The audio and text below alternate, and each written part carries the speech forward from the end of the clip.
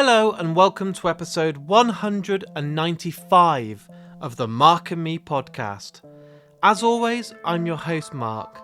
Now joining me on today's episode is the writer, director and incredible actor Neil Maskell.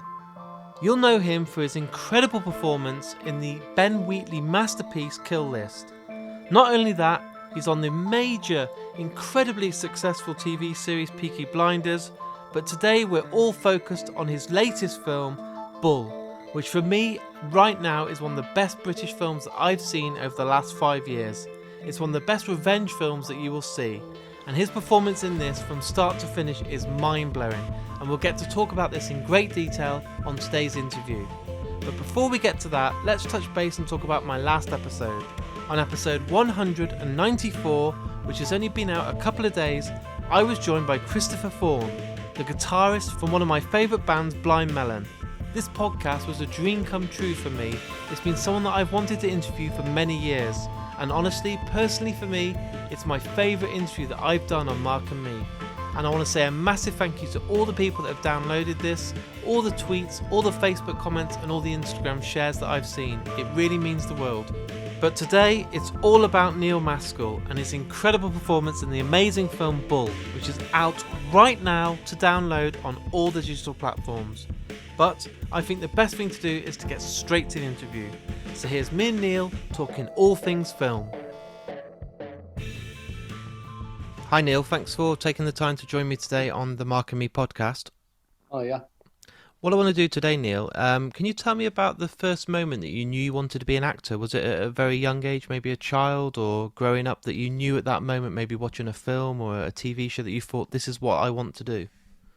I had to do a poem at school, like they did like a show kind of thing where people did different, like some kids danced, or it was only a primary school. I think I was 7.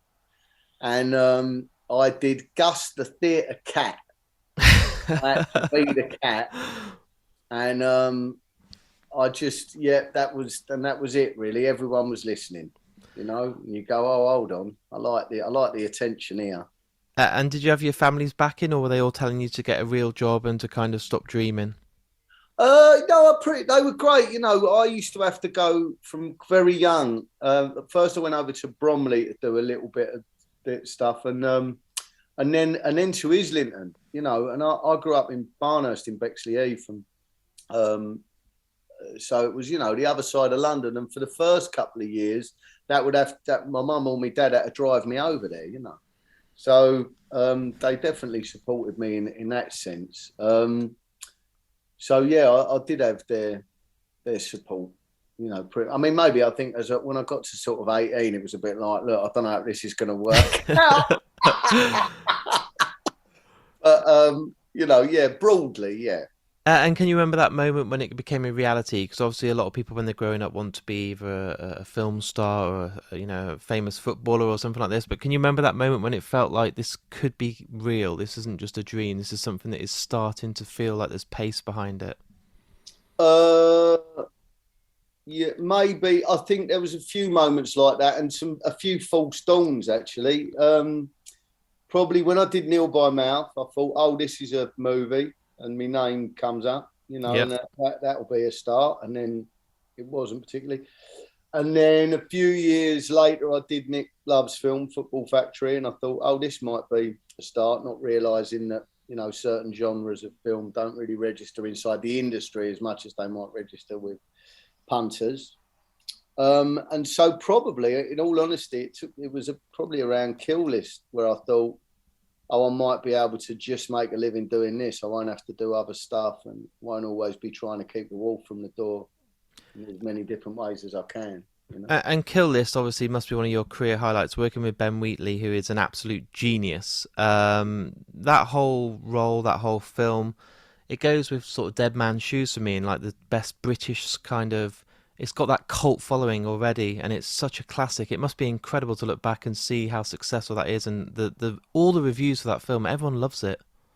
Yeah, I'm just really unbelievably fortunate that Ben had me and Michael in mind for that film, and despite, I'm sure, a lot of urging from the financiers and stuff to change the casting to people who were maybe more well known, or that they, in their silly maths, thought might bring it more success, that he stuck with us. I owe him everything, really, Ben.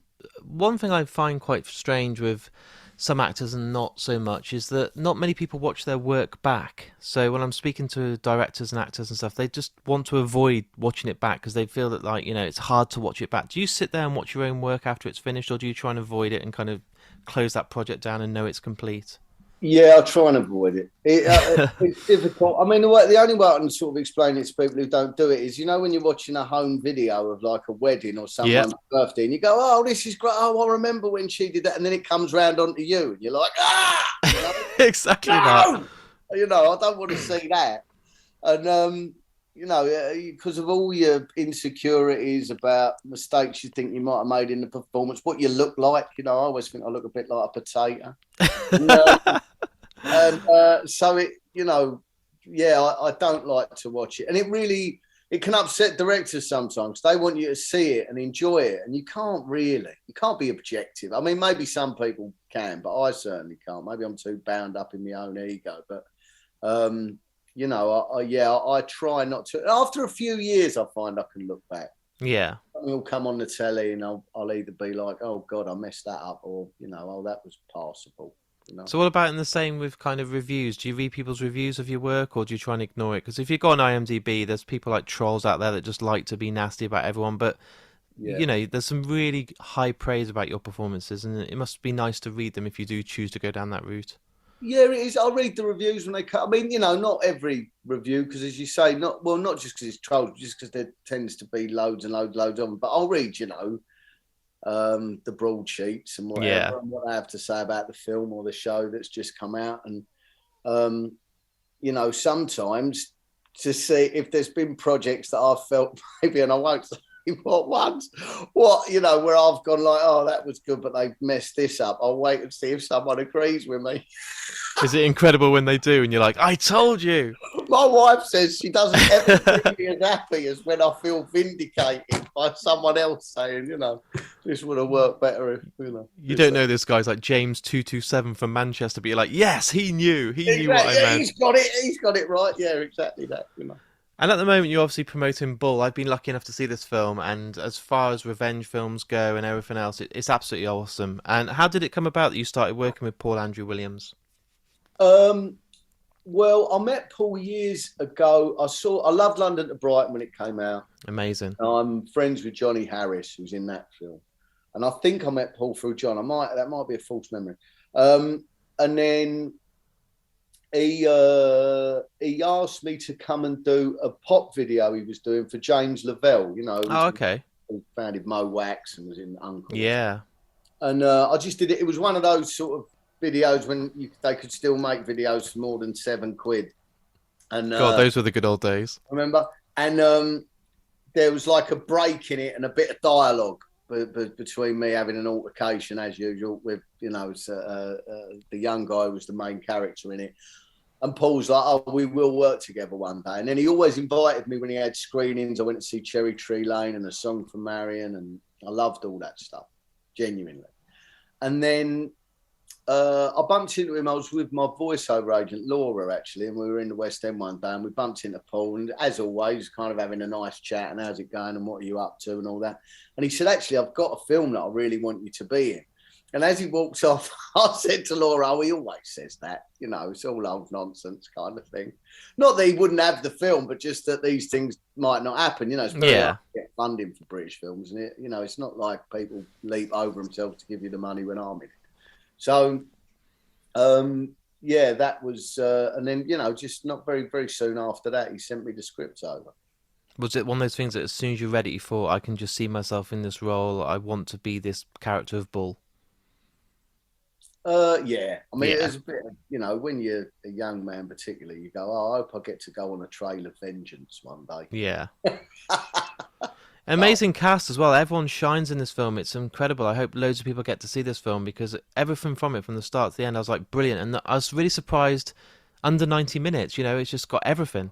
Yeah, yeah. I was saying, to me, it feels like an old Walter Hill movie or something, like one of those sort of great B movies, sort of Saturday night, you know, thriller. Um, yeah, I mean, I was very lucky who I got to work opposite. You know, on a day-to-day basis, you were sort of always opposite an absolutely banging actor, so it was great. And what do you want to do now following on this? Is there other movies you want to get involved in? Are you kind of in talks at the moment, or are you kind of taking some time out? I know you obviously done some work in Peaky Blinders and stuff. Yeah, I did a bit on Peaky. That was another friend, Anthony Byrne, who's the director on that. Yeah, well, I've just written and directed a film, so we finished that, Clock and Ludder. So I'm waiting to see how that gets on with sort of festivals and stuff. And I'd like to write and direct more. I'd like to direct a bit of telly. And I've just done a series for ITV, or a 4-part sort of limited series about the murder of Alexander Litvinenko. Nice. Which unfortunately is even more sort of prescient now than it was when we were filming it. Yeah.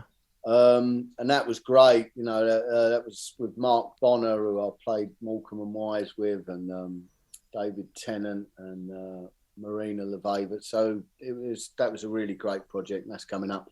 And I'm starting another thing as an actor. I mean, I keep saying I want to be writing and directing, and then touch wood, very luckily, keep getting offered great parts. Which takes me away from that. But yeah, so I'll start a new thing soon, which I can't talk about, but it's another. We'll hear it soon. Yeah, of course. Yeah. And with directing and obviously writing, I know you said you sometimes don't get as much chance because, you know, you get all these acting jobs, which is a great position to be in. But how do you find being behind the camera? Because obviously you've got the experience of being in front of the camera, so you can take that and kind of provide that to your cast you're working with. But I see a lot of actors that go to directing, and it must be an incredible challenge. It is, but it's what you've got from an actor's point of view is, you know, what atmosphere works. You know, Yeah. what sort of. It's more about the ethos, the general ethos, than it is about a shot by shot sort of basis, you know, which is sort of creating the right environment for actors where they feel like they can roll the dice a bit and try stuff while still sort of maintaining and holding on to a narrative and sort of guiding rather than being too rigid in what your ideas are. And also sort of knowing that the actors are best when they're not giving the performance that you had in mind. That's even better, isn't it? Leaning into what they come up with, rather than don't do it like that, do it like this, which is always a mistake.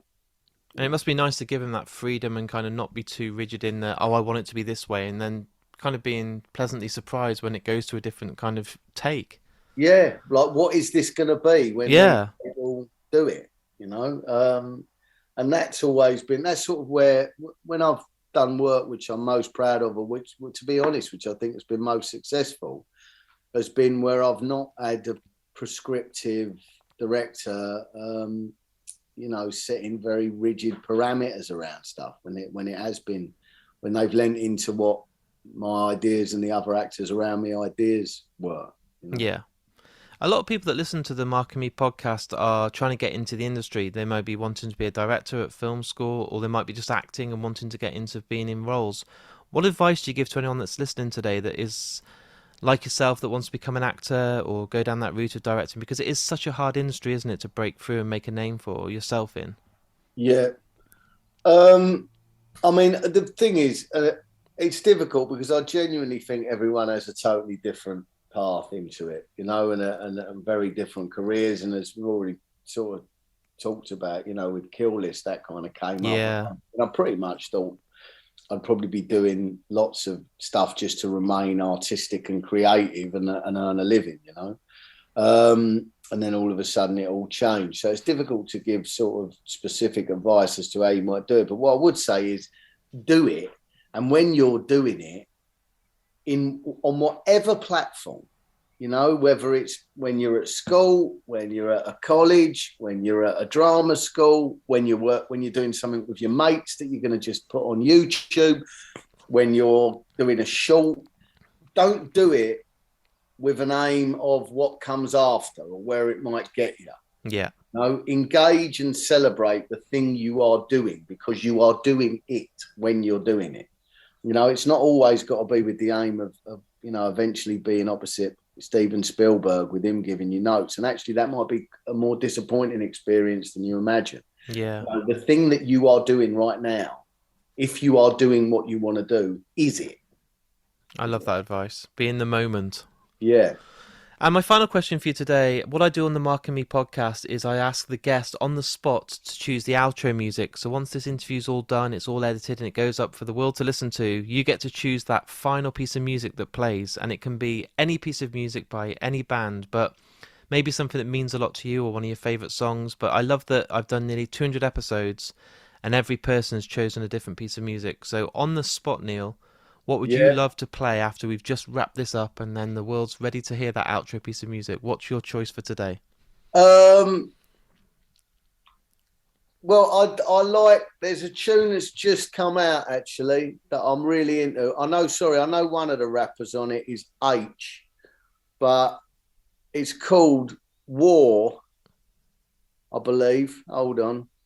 I've got it in front of me. Is that cheating? No, that's fine. I just want to get the right, I want to be able to tell you who the right geezer is. And it's by R.D., A-R-R-D-E-E. And the tune's called War. Amazing. I think it's appropriate for ball. It sounds great. And the thing is, I haven't heard it, which I love, because some people pick all the like Beatles and stuff, but when it's someone I've never heard, I then discover a new artist and I'm like, this is a win-win for me. Well, this feels appropriate to me for the film that we're talking about. So, and you know, I like a lot of British rap. So incredible. Yeah. Neil, thanks for your time today. I wish you all the luck with Bull and the release. I can't wait for people to see their response, and I hope the rest of the press goes well. So thanks for joining me today. Thanks very much. Really nice to chat to you, mate. Brilliant. Thank you very much. So there it is. There's my interview with me and the amazing Neil Maskell. What a geezer, what a legend, and someone that I could talk to for hours. The interview was very short and snappy, but I feel we covered a lot of ground in the time that we were given. And I want to say a massive thank you for Neil for taking the time out and coming on the Mark and Me podcast. If by now you haven't gone and checked out the film Bull, please do. It's amazing, it's available to download on all the platforms that you know, and you will not regret it. And once you do, hit me up on one of my social media channels and let me know what you think, because that's one of the best things that I can do from podcasting, is recommend films and see people absolutely love them. All the links from my Twitter, Facebook, Instagram and email are on markandme.com. Go on there and please, if you've enjoyed today's episode, tell your friends, share it, retweet, put it on your Instagram stories, hit Facebook and just hit that share button, because then a whole new audience finds out about the Mark and Me podcast. It's free advertising for me and is the best way to get the word out there. And for you guys at home, the podcast will always remain free. But what I do love to see is people sharing it, and honestly, it makes a huge difference. So please, if you're listening right now, hit that share button. If you've really enjoyed today's episode, I also have a Patreon page.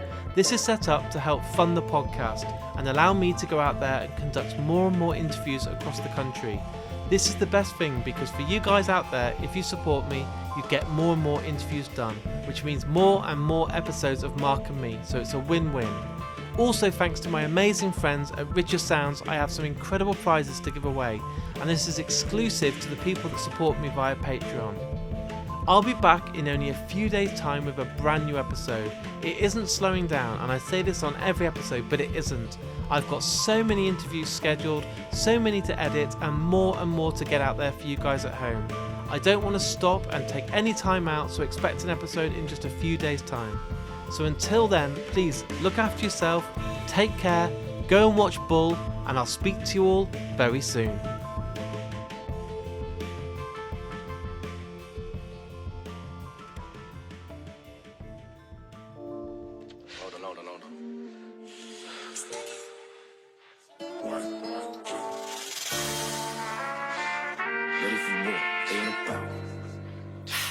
If they want a battle, I'm ready for war. I come from the struggle and love all the trouble. I've been here before. I'm done and I'm sick of the talk. The smiling faces, not anymore. Yeah, kicking the door. Been in the gutter, I come from the mud. I can give you a tour. If they want a battle, I'm ready for war. I come from the struggle and love all the trouble. I've been here before. I'm done and I'm sick of the talk. The smiling faces, not anymore. Yeah, kicking the door. Been in the gutter, I come from the mud. I can give you a tour. If they want a battle, I'm letting it loose. I've been the bigger man, they didn't give a damn, and I don't wanna call a truce. And they don't wanna hear the truth, they think it was luck that got me in the booth. Cause I'm up and I'm eating my fruits, and they didn't see the seeds or the bleeding. Non-believing, underachieving. See, I remember this time I was flat on my ass. Mum lost the yard and I'm trying to grass. Studio was my time apart. I'd go bake off back at Mooley's yard, scheming how we'd get our moolahs. Stupidness for a few quid more. Thank God every day that music bust. Think I ain't ready, you stupid. If they want a battle, I'm ready for war. I come from the struggle and love all the trouble. I've been here before. I'm done and I'm sick of the talk, the smiling faces. Not anymore. Yeah. Kicking the door. Been in the gutter, I come from the mud, I can give you a tour. If they want a battle, I'm ready for war. I come from the struggle and love all the trouble. I've been here before. I'm done and I'm sick of the talk, the smiling faces. Not anymore. Yeah. Kicking the door. Been in the gutter, I come from the mud, I can give you a tour. Yo. Alright, I got 16, 15 left. I'm cologne when I lift these reps. Hard to moan when you live this blessed. Bro, don't park the chrome, it just rips and press. Swipe and go, I spend quids on crepes. Multiply my dough when I flip this check. All I write about is tits and sex. I'm surprised I ain't had no pitneys yet. Now I like these man and my youth. Spit a line and fire up man in the booth. Bring the ride out, stand on the roof. Man try but you just can't battle the truth. So my guys still savage you, it's not a music vid. They ain't planning to shoot. If it happens, it's true. But if they want a battle, I'm ready for war. I come from the struggle and love all the trouble. I've been here before. I'm done and I'm sick of the talk, the smiling faces. Not anymore. Yeah. Kicking the door. Been in the gutter, I come from the mud, I can give you a tour. If they want a battle, I'm ready for war. I come from the struggle and love all the trouble. I've been here before. I'm done and I'm sick of the talk, the smiling faces. Not anymore. Yeah. Kicking the door. Been in the gutter, I come from the mud, I can give you a tour. Ready for war.